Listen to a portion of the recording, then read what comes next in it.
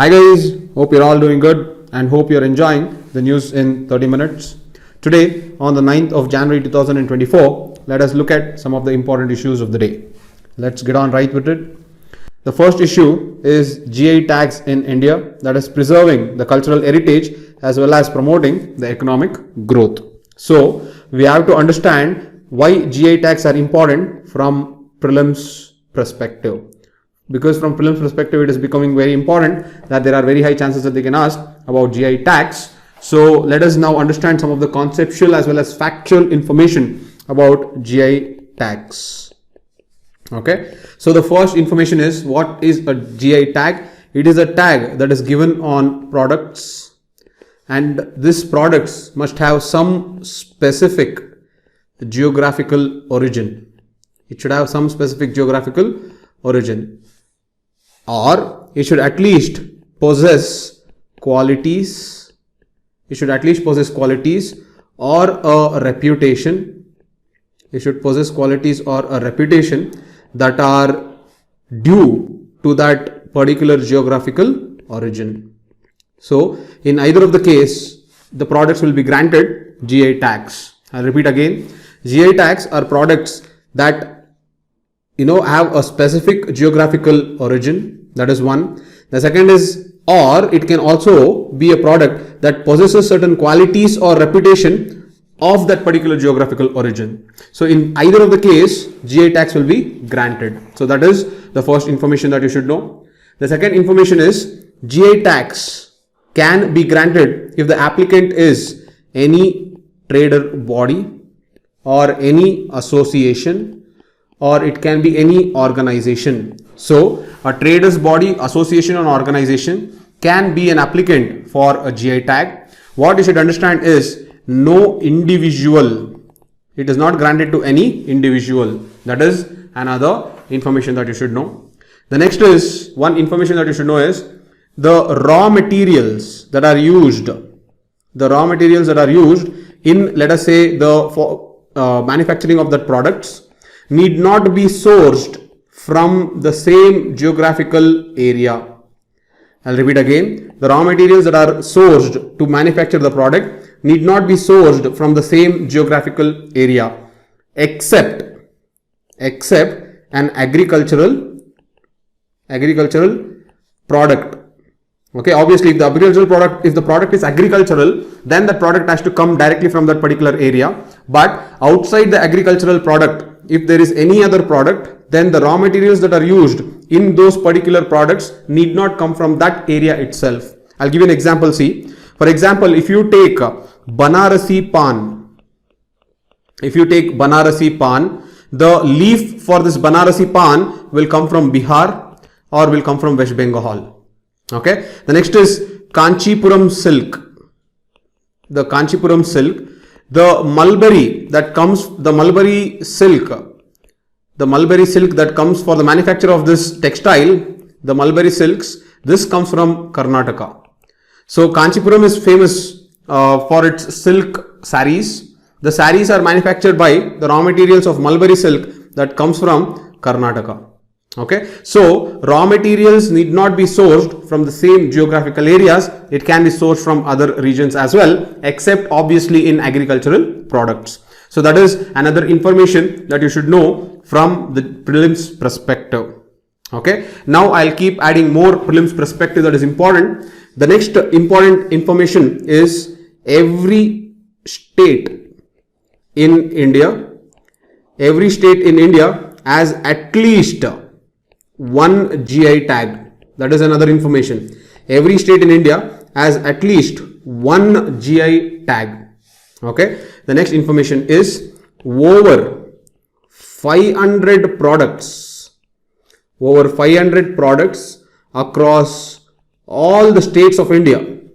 Over 500 products across all the states of India have been granted GI tags as of January 7th, 2023.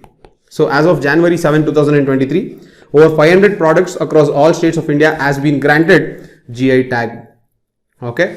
The next is, there are 34 classes of products there are 34 classes of products that can get GI tags. That's the next information.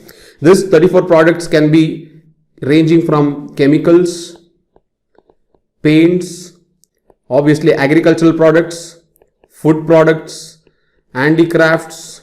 It can also range from firearms. It can also include firearms and locomotives.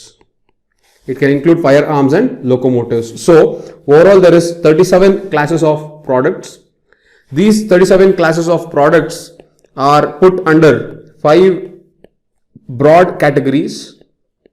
They are put under 5 broad categories, and these categories include: the first is handicrafts, the second is agriculture, the third is food stuff, the fourth is manufactured, and the last is natural. Okay, these are the 5 broad categories in geographical indicators or GI tags that are created. Now, among these 5 categories, the highest amount of GI tag granted is for handicrafts, which is 285. The next is agriculture, that is 196. The next is foodstuff, that is 38. Manufactured is 15, and this is 2. So overall, these are the awarding of GI tags on the basis of these categories. Okay, and the next is the highest number of GI tags. First, I told you that all states in India have at least one GI tag. The next is, if you take the states, the highest number of GI tags, first in it is Tamil Nadu, which has around 61 GI tags. The second is Uttar Pradesh, which has 56 GI tags. The third is Karnataka, which has 48 GI tags.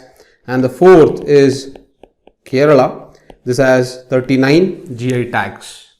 Okay, so I hope you understood the highest number of GI tags that a particular state has. Okay, now if I take the highest number of GI tags that a particular place has, okay, I have spoken about state. Now if I speak about place, one specific geographical region that has highest number of GI tags, the first is Banaras. This has 11 items that has been awarded the GI tag. The second is Mysore. This has 10 items that have been awarded the GI tags. So these are some of the informations that you need to understand from prelims perspective regarding the topic of GI tag. Okay, so I'll just reiterate the entire thing once so that it helps you. GI tags is in news because recently there were 17 items that were granted a GI tag. Overall, you have more than 500 items that have been granted GI tag across all states in India, and at least one state, every state in India have at least one GI tag that has been granted to them.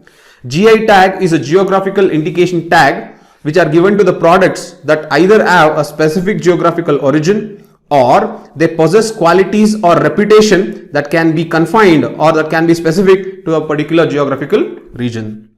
Next, a trader body, association or organization can apply for the GI tag, and no individual will be given a GI tag. The next is raw materials that are sourced to create a product need not come from the same region except agricultural products. Example is Banarasi Pan and Kanchipuram silk, where the raw materials are coming outside the realm of Banaras and Kanchipuram. The next is, as I told you, every state in India at least has one GI tag. Over 500 products across all states have GI tags. These GI tags are segregated to 34 different classes of products to which GI tags are given. These 34 classes of products are put under 5 broad categories. You have handicrafts, agriculture, foodstuff, manufacturing and natural. And handicrafts has the highest amount of GI tag within, it is the highest GI tag category that has almost 285 items which are given GI tags.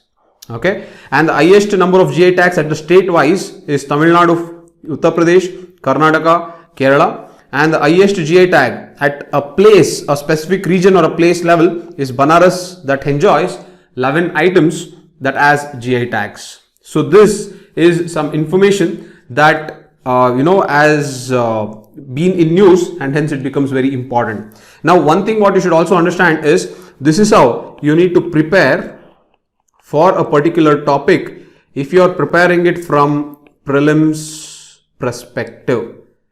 So I hope you understood how exactly to go about prelims perspective. So prelims perspective is not about just reading what is there in the textbook. So if I have read just the textbook, I would have got what is GI tag, what are some new GI tags that have been awarded. Outside that, you will not get any information. Now what you should also research is how is it awarded. For example, I forgot to tell you one more thing. It is awarded by a GI Act of 1999, and this is monitored by the Ministry of Commerce and Industries. Okay. Anyways, so basically what I was telling is this is how you have to prepare any topic from prelims perspective. You have to look at different factual dimension. That is what I feel.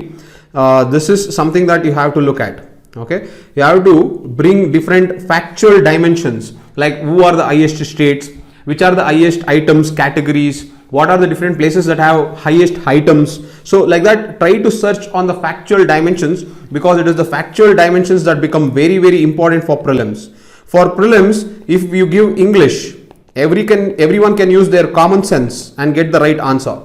Okay, so English and usage of English, learning of English is completely useless for prelims. What is important is learning factual dimensions for a topic. So you learn the factual dimensions for a topic, that gives you a holistic knowledge in order to eliminate options. Okay, or that will give you an an edge in order to eliminate statements, because now they have removed the options. It will help you eliminate statements. Okay, so I hope it was useful. So this is the first issue of the day. The next issue is which is making a lot of news is the Supreme Court sets aside remission of 11 convicts in Bilkis Bano case. The Supreme Court has asked them to surrender in prison in the next 2 weeks. Okay, now obviously there is a lot of political noise that is coming from this. We don't want the political aspects of this news, because this will not be used in the exam, or this will not be asked in the exam because it is more political. Okay, but what you need to understand is this concept of remission, or the concept of pardoning powers. You need to understand the concept of pardoning powers of two representatives of the Constitution. One is the governor and another is the president. Okay, now I will tell you, within this case also, the recent Supreme Court judgment for them to surrender, in this two concepts they have highlighted, the Supreme Court has highlighted, which I will be telling you. But before I tell you this particular two aspects what Supreme Court has highlighted in this today's case, where it has asked the convicts to surrender, before that you need to understand the basics. That is why first let us talk about the pardoning powers of the president as well as the governor. Okay, now look, this pardoning powers of the president and governor is derived from the Constitution. It is derived from the Constitution. So according to the Article 72, the president has the pardoning powers. According to Article 161, the governor has the pardoning powers. Okay, next, the president has the pardoning power on any offense that is committed with respect to central law. The governor has the pardoning power on any offense committed by an individual that overlaps with the state law. So I hope this much is clear. Okay, now what are the different types of pardoning? You have something called pardon, P-A-R-D-O-N, pardon. Then you have something called reprieve. Then you have something called respite. Okay, then you have something called remit. Okay, then you have something called suspend. Okay, then you have something called suspend. Okay, so basically when you say pardoning means you are resolving or you are absolving that person of any crimes that are committed. That is, you are going to forget everything that person has done and you are going to allow that person to have a clean sheet. Okay, so you are absolving that person of any commission of offense that is done previously and you give that person a clean sheet, then this is known as a pardon. Okay. The next is reprieve. Reprieve means you are trying to postpone the punishment. There can be some reasons for it, but you are trying to postpone or you are trying to hold off. You are trying to bring a stay on that particular punishment. That is reprieve. The next is respite. Respite is where you try to make sure that the punishment is reduced in its intensity. The punishment is reduced in its intensity because of some special condition. Because of some special condition, then the respite is given. For example, let us say that convict becomes pregnant, and because the pregnancy is there, you have to give some type of leverage, some type of lenience for that particular convict. Then you come up with something called respite. The next is remit, or another word for it is remission. Okay, so remission is reducing the duration of punishment without reducing the character. The character remains the same of the punishment, but you are reducing the duration. For example is, instead of giving 30 years of hard prison, you are going to give 20 years of hard prison. So duration is reducing, but the punishment, the character of the punishment is not reducing. So that is what is remission. The last is suspension. You are keeping the particular punishment in suspension.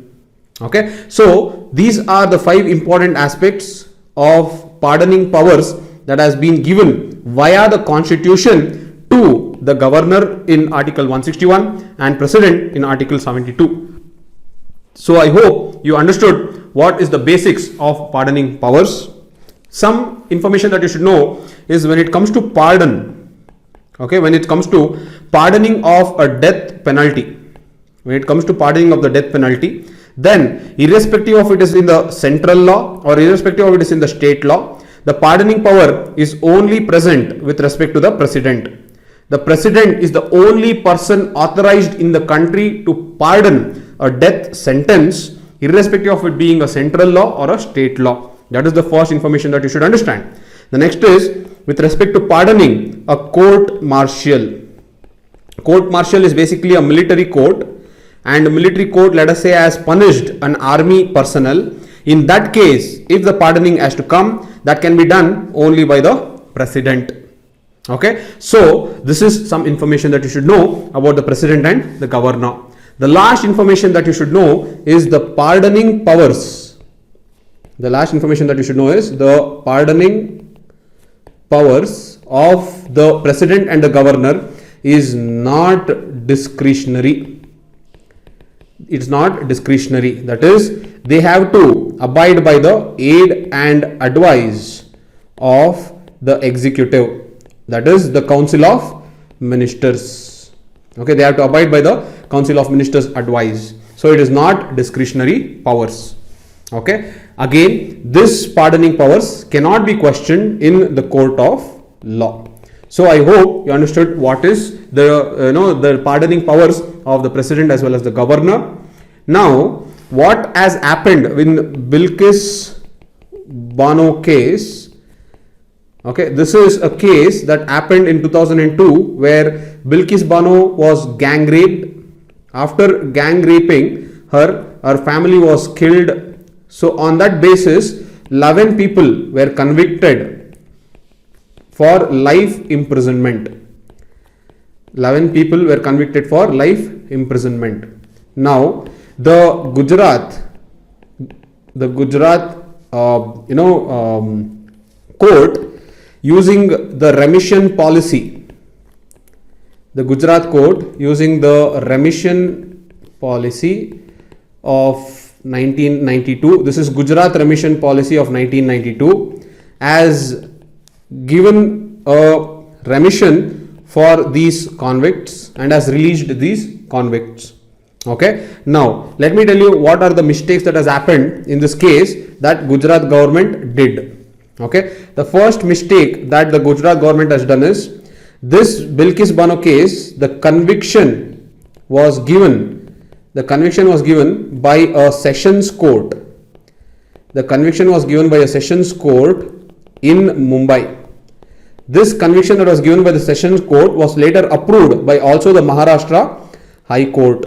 Okay, so when the conviction is given in Mumbai, that is in the state of Maharashtra, then remission should also be given by Maharashtra state. Gujarat cannot come and give remission to those convicts who have been given punishment by Maharashtra. That is the first mistake that has happened. The second mistake that has happened is something called en masse remission. Now, see, remission is a concept that is provided in order to assess the reformation that has been done on the side of the offender. If the offender is deeply reformed oneself, has deeply suffered for the actions that he or she has committed, then you are going to provide remission. Here, what has happened in Bilkis Bano case, all the 11 people are given remission at one go. Okay, this shows there is complete negligence of law. There is complete negligence of the spirit of reformation and remission. So these are the two important mistakes that has happened in Bilkis Bano case, and hence the Supreme Court has ordered those convicts who were released under the Gujarat remission policy of 1992 to surrender it to the court in 15 days. So this is the entire issue about the Bilkis Bano case. Don't get into the political aspects, but learn what are the important pardoning powers with respect to the president as well as the governor. So basically, one more information what you got to know is, if the conviction has happened in a particular state, then the remission can be given only by the government in that particular state and not the other state. Okay, that is another information that you should add. So this is the second issue of the day. So I hope it was clear, and I hope you brushed up on the basics of the pardoning powers of the governor as well as the president. Let us move on to the next issue of the day. The third issue is an issue that talks about the curbing the disillusionment with the traditional rule of law. Okay, the author talks about citizens need to be aware of the grave dangers in the growing fad for shortcut or abridged rule of law model. Okay, now one thing that I want you to make it clear is this author talks against the government. Okay, usually when the article talks against the government, don't develop such perspectives and don't put them in your answers. Please don't put them in your answers. This is an excellent example of this article where the author may be critical, the author may be rational, it is fine, but it is not correct for you to use such language in your answers, especially on the part of the government for which you aspire to get in. So try to make sure that you don't use this language that is given in the article. However, why am I still putting this article in this particular presentation is because there are some informations in that particular article that I can use to prepare for my UPSC. How? See, in this particular article, the author tells first about Jan Vishwas. It talks about Jan Vishwas Amendment of Provision Act. Jan Vishwas Amendment of Provision Act 2023. Now this act is important from your exam perspective, so you should have an idea about it. Okay, so the first is Jan Vishwas Amendment of Provision Act 2023. Basically, this law addresses the outdatedness. This addresses the outdatedness of the law or regulations in India.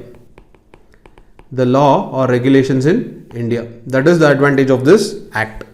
So just give you a preview of what this act is, let me just write the summary of this act. The Jan Vishwas Act 2023. Okay. So the first is, what it did is, it brought a total of 183 provisions. It brought a total of 183 provisions which helped in decriminalizing. It helped in decriminalizing almost 42 central acts So it decriminalized 42 central acts. These 42 central acts were administered by 42 central acts were administered by almost 19 ministries or departments. Okay, so this Jan Vishwas Act 2023 brought a total of 183 provisions, decriminalizing 42 central acts that was administered by almost 19 ministries or departments. Okay, now for example, let me give an example of what it did. This provisions that it changed were from different laws. For example, Indian Post Office Act 1898 or Railways Act 1989 or Cinematography Act 1952. So these were the laws in which it helped in decriminalizing. What do you mean by decriminalizing? Decriminalizing means there will be certain minor offences. In these minor offences, instead of putting fine, we are also including imprisonment. This will spoil the natural justice because the principle of proportionality is spoiled. Always an offence, the penalty to the offence must match the gravity of the offence. If the gravity of the offence is minor and the penalty is major, then this is a breach of natural justice. So, in order to make sure that there is natural justice, they have decriminalized almost 42 central acts by bringing in 183 provisions across 19 ministries. So, I hope you understood this. Now, what will this do? One, it will help ease of living. Two, it will help ease of business, because business people are not afraid now. Before they were afraid that even minor problem can be used or minor offense can be used to put them in jail. The third is it will facilitate innovation, creativity, and it will also help in risk taking. Okay, so wherever possible they have reduced the imprisonment. Wherever possible, they have introduced fines, they have reduced imprisonment, they have introduced fines, okay, and this is one, this is two, and what they have done is they have also established adjudicating officers. Before there were no adjudicating officers for that particular law, now there are adjudicating officers. After establishing adjudicating officers, also they have established what you call as appellate officers. That is, you can appeal if you are not satisfied with that particular level of decisions. Okay, so these are some of the provisions of Jan Vishwas Act 2023. This again becomes important from your exam perspective, both for prelims and mains, hence you should have an idea about this. Okay, so basically the reason, see what the author has told in this particular article is very negative, which cannot be used in your answer, but this act that the author mentions can be learnt because there can be a question that can come on this particular act. So with that is how you need to know what should be taken and what not to, especially when you're reading the newspapers. Okay, so this is about this article where my discussion hence at Jan Vishwas Amendment of Provision Act 2023. Okay, let us get on with the next issue. The next issue is again an excellent article that is written, that this article has so many keywords that you can use in your GS4 answers. Okay, now let me just read it out. An ambitious push for values in ethics in higher education. I'll repeat, an ambitious push for values, ethics in higher education. Okay, so basically this is something called a guideline, Mulya Pravah. It is something that a guideline called Mulya Pravah 2.0. These are guidelines that are introduced by UGC. Okay, now these guidelines are introduced by UGC to inculcate two things. One is to inculcate human values, and the second is to inculcate professional ethics. To inculcate human values and to inculcate professional ethics in higher education. Okay, now why is it necessary for this type of guidelines to be introduced in higher education is because our higher education suffers from following things. It suffers from, one is favoritism with respect to appointments, pay, promotion. It suffers from gender discrimination. So it suffers from sexual harassment. Okay, it suffers from lack of confidentiality, it suffers from lack of accountability, as well as it suffers from lack of transparency. So these are all the problems that the higher education has, and in order to make sure that our administration, especially in higher educational institutions, to make sure that this administration in higher educational institutions are having human values and professional ethics, for that they have come up with something called Mulya Pravah 2.0 by the UGC, that is the University Grant Commission. Okay, so this has very good number of keywords that you can use in your ethics paper, as well as you can use the steps given by them directly in replicating these steps in some other institution that can be in the context of your exam while writing paper of ethics. Okay, so let me just elaborate now what are the different provisions that are given in the Mulya Pravah 2.0. Okay, the first aspect is, it says that higher educational institutions should have zero tolerance towards corruption. So that is the first one. It should have zero tolerance towards corruption. The second is, it says they have to abolish discriminatory privileges. They have to abolish discriminatory privileges of officials. Okay, they have to abolish discriminatory privileges of officials. And here they make a very good sentence. They say that there is encouragement to criticality. There is encouragement to thinking critically. What does this mean? It says that according to the guidelines, we have to encourage persons at all levels. We have to encourage persons at all levels to think and give their advice. Freely. Okay, so at all levels, irrespective of what that person is within the hierarchy of administration, all persons are allowed to think freely and to give their advice freely. That is what is encouraging criticality, and that in turn will demolish the discriminatory privileges given to officials. Again, that is a very good move. The third is, the higher educational institutions must ensure the following values. Again, these are very, very important keywords that you can use. Higher educational institutions must inculcate the following values. The first is integrity. The next is trusteeship. The next is harmony. The next is inclusiveness. The next is respectfulness. The next is belongingness. The next is sustainability. The next is commitment. And the last is global citizenship. Okay, look at this. These are all different keywords that you can use in your answers as well. However, the higher education institutions are to inculcate values such as integrity, trusteeship, harmony, inclusiveness, respectfulness, belongingness, sustainability, commitment, and global citizenship. So this is the third important guideline that has been given by Mulya Pravah.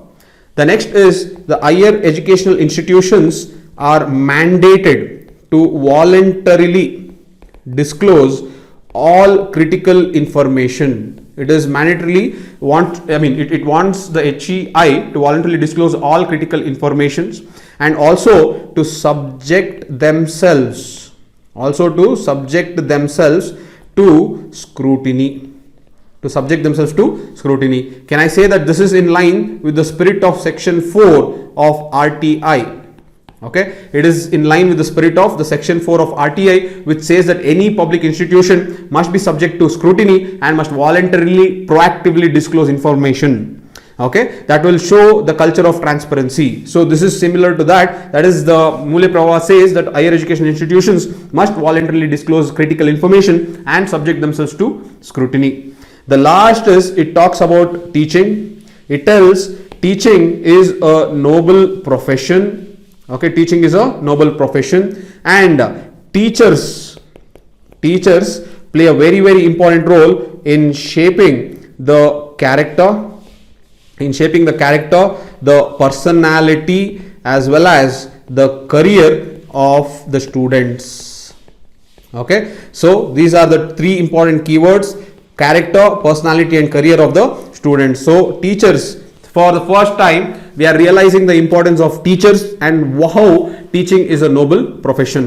So these were some of the important guidelines that was introduced in accordance with Mulya Pravah 2.0, which helps in improving the administration in the higher education. Okay, so one is zero tolerance towards corruption, abolishing discriminatory privileges by allowing all persons to think at all levels and to give their advice freely, inculcating values such as integrity, trusteeship, harmony, inclusiveness, respectfulness, belongingness, sustainability, commitment and global citizenship, and then voluntarily disclosing the critical informations and subjecting themselves to scrutiny that brings transparency as well as accountability. The next is teachers and teaching, which are very, very important, especially in higher educational institutions, and teaching being a noble profession, and teachers inculcating or shaping character, personality and career of students. So these were some of the important provisions or guidelines that was introduced in Mulya Pravah 2.0 of UGC. So these were some of the important issues of the day. So I hope you liked it. I hope you got an idea how to go about preparing for prelims perspective. Whenever you're preparing for prelims perspective, don't forget to bring the factual dimension. Always think of the factual dimension and you only start researching on that. For example, if you take hills, you can say which is the highest hill, which is the longest hill, which is the highest peak. For example, how many peaks are there in that particular mountains? Are there any temples? Are there any pilgrimage sites? Are there any hill stations? So like that, looking at the factual dimensions of that particular topic will help you study more and more regarding to, or it will help you study more and more in lines with how prelims questions are appearing. So I hope it was helpful and I hope you have started preparing for prelims. If you have liked this video, please make sure that you share this video with your friends so that they also make a good use of this videos. So thank you so much guys. Thank you for tuning in and I will see you tomorrow. I hope it is helping you. I will see you tomorrow guys. Thank you. Bye.